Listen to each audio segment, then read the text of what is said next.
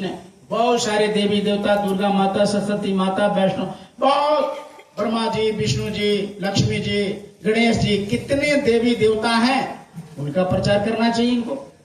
वो क्यों नहीं प्रचार करते हैं? उनका भगवान का प्रचार क्यों नहीं करते हैं? ये जय गुरुदेव नाम कहां से आ गया भगवान का? तो प्रेमियों, बड़े ध्यान से एक एक शब्द सुनेगा, हाँ, तब एक एक बात समझ में आएगी। क्योंकि साफ साफ को स्वामी जी महाराज ने कह दिया कि बिनु सत्संग विवेक न होई, राम कृपा बिनु, बिना प्रभु की दया का सत्संग नहीं मिलेगा। और जब तक सत्संग नहीं मिलेगा, चाहे एमए, बीए, पीएचडी, कुछ भी पढ़ाई कर लीजिए, ये विवेक नहीं हो सकता। ज्ञान तो हो सकता है, विवेक अलग चीज है, ज्ञान अलग है, विवेक नहीं हो सकता बिना सत्संग। ये गोस्वामी जी महाराज ने नहीं कहा कि बिना पीएचडी के, बिना एमए के, बिना बीए के विवेक न हो, ये नहीं लिखा उन्होंने, साफ साफ लिखा बिनु सत्संग। जब तक आपको सत्संग नहीं मिलेगा, ये मनुष्य शरीर सार्थक नहीं होगा। चाहे आप कितनो धनवान बन जाइए, कितनो ज्ञानवान बन जाइए, कितनो पद प्रतिष्ठा मिल जाए, लेकिन आपको विवेक नहीं हो सकता है। विवेक कब होगा? जब उस मालिक का, प्रभु का दर्शन दीदार साक्षात्कार होगा। प्रभु परमात्मा का साक्षात्कार कब होगा? जब साक्षात्कार करने वाला कोई महात्मा, कोई गुरु, कोई प्रभु से मिलने वाला कोई महात्मा मिलेंगे, तब आपको सत्संग वहां पहुंचने का बताएंगे। सत्संग कहते हैं किसको है? देखो, सत्संग में और प्रवचन में अंतर होता है। सत्संग किसे कहते हैं?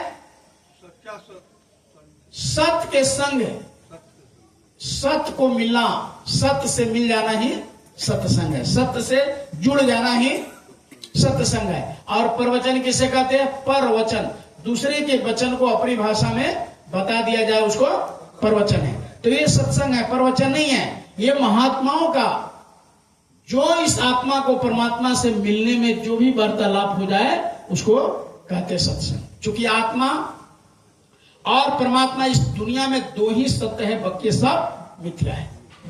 जो भी आंख से आपको दिखाई दे रहा है, सब एक नश्वर है। नश्वर किसे कहते हैं? जो खत्म हो जाए। ये आंख से पेड़ है, पौधा है, आदमी है, इंसान और मकान, दुकान, ये सब दिख रहा है। क्यों? क्योंकि एक दिन उसका समय होगा। लेकिन आत्मा कभी मरती और जन्मती नहीं है, परमात्मा कभी जन्मते और मरते नहीं है। उसी आत्मा और परमात्मा के मिलन में और उसकी चर्चा करने में जो भी चर्चा होती है, उसी को सत्संग कहते हैं। कहा गया कि जब जैसा युग आता है, इंसान बदलते रहते हैं, समय समय से इस धराधाम पर भगवान बदलते रहते हैं, होटल वही रह जाता है, मेहमान बदलते रहते हैं, थाली वही रह जाता है, पकवान बदलते रहते हैं। और जब जैसा युग आता है, इंसान बदलते रहते हैं। इस धराधाम पर समय समय से भगवान बदलते रहते। अब आपके मन में आएगा कि भाई भगवान कैसे बदल जाते हैं? ये जय गुरुदेव वाला तो भगवानों को बदल दे रहा है। अच्छा, तो आप विचार करिएगा, त्रेता में किस नाम से कल्याण हुआ? त्रेता में भगवान के रूप में कौन है? हाँ, कृष्ण। त्रेता में, हाँ, त्रेता की बात हम पूछ रहे हैं। त्रेता में कौन है? भगवान राम है। राम नाम से कल्याण हुआ। राम नाम पत्थर पर लिख दिया गया। आप देखे होंगे कि पत्थर भी पानी में तैरने लगा। इतनी महिमा त्रेता में राम नाम का हुआ। लेकिन जैसे द्वापर लगा, कृष्ण भगवान आ गए और कृष्ण नाम से कल्याण हुआ। कृष्ण कृष्ण पुकारे। आपको पता होगा, भरी सभा में द्रौपदी का चीरहरण हो रहा था, लेकिन बहुत भगवान का नाम द्रौपदी ने ली। जितने देवी देवता को जानती थी, जितने भगवान का नाम द्वापर के पहले जितना भी था, सबका नाम लिया, लेकिन कोई वहां प्रकट हुआ? कोई नहीं हुआ। लेकिन जैसे द्वारकाधीश कृष्ण बोली, अंदर से जब पुकारी, तो आपको पता होगा क्या हो गया, क्या चमत्कार हो गया भरी सभा में। विद्वानों ने लिखा कि साड़ी पीछे नारी है, कि नारी पीछे साड़ी है, कि साड़ी की हिस्स नारी है।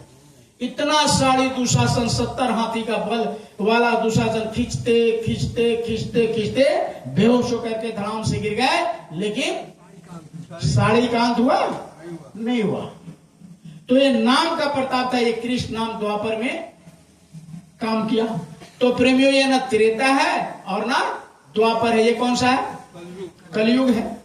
तो कलयुग में बहुत सारे महात्मा आए और उस मालिक का, प्रभु का, परमात्मा का, ईश्वर का नाम ध्यान साधना करके जब उनको साक्षात्कार हुआ उस मालिक से, तब उन्होंने नाम को रखा और उसी नाम से कल्याण हुआ। ये जितने भाई लोग खड़े आकर अंदर बैठ जाए। त्रेता में राम नाम से कल्याण हुआ, द्वापर में कृष्ण नाम से, और सतयुग में किस नाम से हुआ? गुरु नाम से हुआ। तो ये ना सतयुग है, ना त्रेता है, ना द्वापर है। ये कौन सा ना युग है? कलयुग है। कलयुग में बहुत सारे महात्मा आए और उस मालिक का नाम साधना करके रखे। अच्छा, एक बात और बताइएगा, जितने भाई आप लोग बैठे हैं, आप एक और बात हमको बताइएगा कि कोई ऐसा भगवान के नाम आप बताइए जो बिना संत के नाम रखा गया हो। संत ने नाम नहीं रखा और वो नाम को हम भगवान का जानते हैं। एक भी नाम आप दुनिया में बता दीजिए हमको, चाहे राम नाम हो, चाहे कृष्ण नाम हो, चाहे गोपाल नाम हो, चाहे हरि नाम हो, चाहे खुदा नाम हो, गॉड नाम हो, कोई ऐसा एक नाम बता दीजिए जो भगवान खुद आया हो और तब नाम लोग जानते हो। एक भी। बहुत लोग को भ्रम होता है कि जैसे भगवान राम आए तब लोग ने राम नाम जाना, कृष्ण आए तब कृष्ण नाम जाना। ऐसी बात नहीं है प्रेमी। राम नाम कब से शुरू हुआ? राम नाम कौन रखे भगवान का? कोई प्रेमी बताइए। बहुत कथा वार्ता सुनते होंगे आप, बहुत सत्संग में गए होंगे। चाचा जी बताइए। अच्छा, वशिष्ठ जी। और कोई? हाँ, ये वाल्मीकि जी महाराज ने। अच्छा, कब उन्होंने नाम रखा? भगवान राम आ गए तब उन्होंने रामायण लिखा कि भगवान राम आने के पहले लिख दिया? क्या जानकारी बताइए। वाल्मीकि जी ने पहले लिखा। हाँ, ये पहले 10,000 पहले 10,000 वर्ष 10,000 या 10 लाख वर्ष। भगवान के इस धरती पर अवतार लेने के 10,000 वर्ष पहले वाल्मीकि जी महाराज ने साधना करके उस मालिक को प्राप्त करके ये देख लिए कि इस धरती पर भगवान के रूप में कौन आ रहे हैं, उनका क्या नाम है। उन्होंने राम नाम पहले लोगों को ढिढोरा पीट दिए कि भगवान राम नाम से इस धरती धराधाम पर आने वाले हैं। और उन्होंने 10,000 वर्ष उनके आने के पहले सारा समाचार लिख दिए कि आएंगे तो क्या करेंगे, कैसे बन जाएंगे, क्या होगा, सीता का हरण होगा, क्या होगा, कैसे राक्षसों को मारेंगे। सब कितने हजार वर्ष पहले? 10,000 वर्ष पहले। आप प्रेमियों विचार करिए, 10 दिन पहले क्या होने वाला है, कोई बता सकता है? 10 दिन पहले, एक दिन पहले क्या होने वाला, कल क्या होने वाला है, अनुमान से हम बता देते हैं, वैज्ञानिक लोग अनुमान से। लेकिन महापुरुषों ने आज से, समझ लीजिए, वाल्मीकि जी महाराज के आए कितने दिन हो गए, जो उन्होंने लिखा आज भी वो अक्षरशः पालन, अक्षरशः सत्य दिखाई देता है। तो प्रेमियों, वाल्मीकि जी महाराज आए साधना करके, और जब उन्होंने देखा तो सारे लोगों को, जनता को, सारे मनुष्य को ये संदेशा दिया कि भगवान राम नाम से आ रहे। जब द्वापर लगा प्रेमियों, तो कृष्ण भगवान आए।